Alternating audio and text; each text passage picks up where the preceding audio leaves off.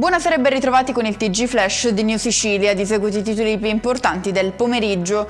È morto a Palermo Mario D'Acquisto, 95 anni, esponente storico della Democrazia Cristiana, ex presidente della regione siciliana, oltre che vicepresidente della Camera dei Deputati. Il governatore Schifani ha ricordato il lungo impegno politico e istituzionale con cui ha servito la Sicilia e il Parlamento, ricoprendo ruoli di grande responsabilità.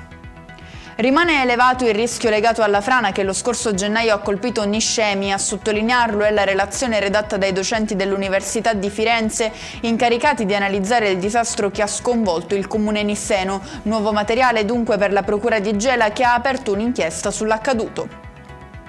Eseguita a Milano l'autopsia sul corpo dell'ergastolano Nitto Santapaola, storico capo di Cosa Nostra, morto la settimana scorsa all'età di 87 anni. La salma verrà cremata a Milano per poi essere trasferita a Catania.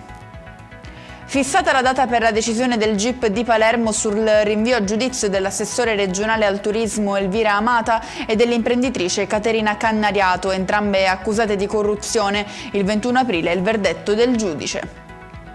Chiudiamo con il meteo, tempo incerto domani in Sicilia tra nuvole e piogge sparse che interesseranno gran parte dell'isola, diramata un'allerta gialla su quasi tutta la regione.